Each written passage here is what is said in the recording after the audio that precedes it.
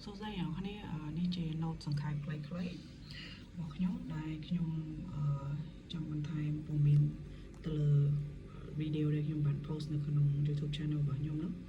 YouTube channel របស់ខ្ញុំថ្មីហើយ Facebook របស់ខ្ញុំនេះក៏ថ្មីដែរខ្ញុំគាត់បង្កើតថ្មីហើយចំណេះដឹងដែលនឹងចែករំលែកហ្នឹងគឺតើតមួយការទិញ stock ទិញភាគហ៊ុននៅក្នុងស្រុកខ្មែរយើងអញ្ចឹងណាហើយខ្ញុំមិនមែនជា expert ផ្នែកហ៊ុនអីទេផ្សារហ៊ុនអីទេប៉ុន្តែខ្ញុំគ្រាន់តែចង់ចែករំលែកនៅបទពិសោធន៍ដែលបានទិញអញ្ចឹងណាហើយឥឡូវក៏នៅ in the process of learning ដែរខ្ញុំក៏នៅស្វែងយល់ពី stock ហ្នឹងដែរហើយនៅក្នុង YouTube channel របស់ខ្ញុំវីដេអូទី1ដែលខ្ញុំ post ហ្នឹងគឺរៀង detail តាក់ទងជាមួយនឹងព័ត៌មានក្រុមហ៊ុនដែលខ្ញុំបាន post ដែលខ្ញុំបានទិញកាលពីឆ្នាំ2023ណាសូមនៅក្នុងវីដេអូ clip ខ្លីនេះខ្ញុំគ្រាន់តែសង្ខេបខ្លីៗថាខ្ញុំចាប់ផ្ដើមទិញ stock ដំបូងគឺនៅថ្ងៃទី10ខែ3ឆ្នាំ2023អញ្ចឹងរហូតមកដល់ឥឡូវវាលេខ73ឆ្នាំហើយហើយការខ្ញុំទិញដំបូងហ្នឹងខ្ញុំទិញពីក្រុមហ៊ុនទី1 PPAP ភាសាអង់គ្លេសភ្នំពេញ Autonomous Port កំពង់ផែស្វាយ័តភ្នំពេញហើយ ABC ដែលអ្នកបានស្គាល់នេះ Aklida Bank ធនាគារ Asia Aklida Bank of Cambodia ហើយកាលហ្នឹងខ្ញុំ transfer លុយពីធនាគារAsia ហ្នឹងហើយខ្ញុំមាន app Asia ស្រាប់ហើយ trading account របស់ខ្ញុំក៏នៅក្នុងAsia ដែរដោយសារខ្ញុំយក Asia ជា broker អញ្ចឹងណាហើយអ្នកគ្នាអាច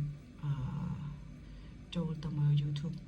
វីដេអូរបស់ខ្ញុំ YouTube channel ដើម្បីមើលវីដេអូផ្សេងៗដែលខ្ញុំនិយាយបន្ថែមតាក់ទងជាមួយនឹង choose brokers ហើយយើងធ្វើម៉េចបានទិញ stock បានហើយនឹងព័ត៌មានផ្សេងៗទៀតហើយនឹងការទិញ stock របស់ខ្ញុំដែលខ្ញុំបានធ្វើការទិញជាបន្តបន្ទាប់ហើយមនុស្សភាគច្រើនក៏ថាការទិញ stock នោះតើអ្នកមាន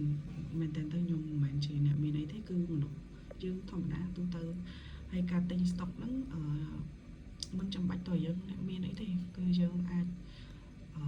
ទិញបាន stock ខ្លះមកហ៊ុនមក share អីតើ 2000 ជាងលុយខ្មែរយើងហ្នឹងយ៉ាអញ្ចឹងយើងអត់ផឹកកាហ្វេតមួយថ្ងៃយើងទិញបាន share ពី3ហ៊ុនពីក្រុមហ៊ុនណាមួយក្នុងចំណោមក្រុមហ៊ុនផ្សេងទៀតអញ្ចឹងណាទៅតាមលទ្ធភាពទៅអ្នកនរគ្នាមិនបាច់ចាំគេហៅថាដាក់សម្ពាធខ្លួនឯងពេកណាអូខេអញ្ចឹងកាលហ្នឹងខ្ញុំ transfer លុយ 20,000 អាចស្មើនឹង50រៀលព្រោះកាលហ្នឹងអត់មានលុយដុល្លារនៅក្នុង app ហ្នឹងណាក្នុងការទិញ stock ហ្នឹងវាលុយខ្មែរហើយនេះខ្ញុំលុយខ្លួនឯង after buying remain $17.11 មានន័យថាបន្ទាប់ពីខ្ញុំទិញហើយគឺលុយនៅសល់នៅក្នុង trading account របស់ខ្ញុំនៅសល់$17អញ្ចឹងណាហ្នឹងហើយកាលហ្នឹងខ្ញុំទិញនៅនេះខ្ញុំឲ្យឃើញ PPAP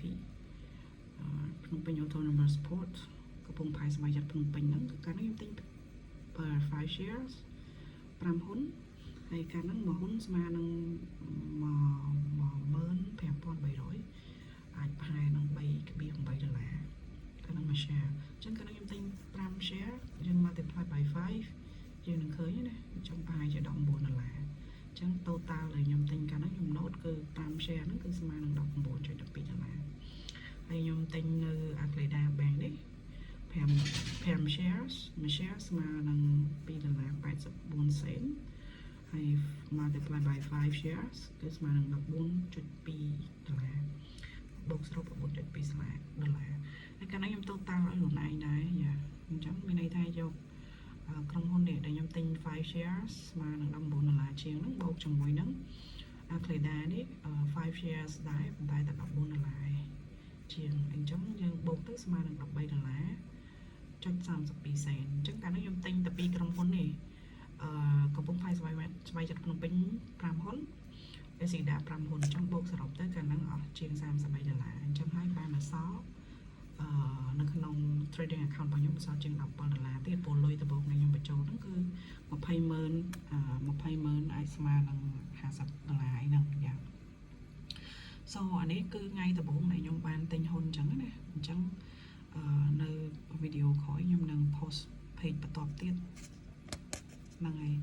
so អ្នកនរនេះអាចចូល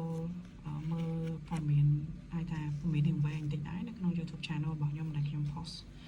hay khi mình đặt linkในข้างของแนวนี้អាច follow link នឹងទៅហើយអាច comment អាចចែកលេខរបស់សាប់ផ្សេងៗក៏បានដែរហើយវីដេអូនេះដែរដូចខ្ញុំនិយាយចឹងខ្ញុំមិនមែនអ្នក expert អីទេគ្រាន់តែជាការចែករំលែកនៅចំណេះដឹងជាពិសេសសម្រាប់អ្នកដែលគាត់ឆ្ងល់មានចម្ងល់គាត់ចង់ចាប់ផ្ដើមទិញហ៊ុនដំបូងណាអញ្ចឹងអានឹងអាចត្រូវគាត់ច្រើនចំពោះអ្នកដែលគាត់ធ្លាប់ទិញហើយខ្ញុំគិតថាវីដេអូនេះគាត់អាចអូររំលងបានហ្នឹងហើយអូខេអរគុណច្រើនណាស់អ្នកនរអរគុណ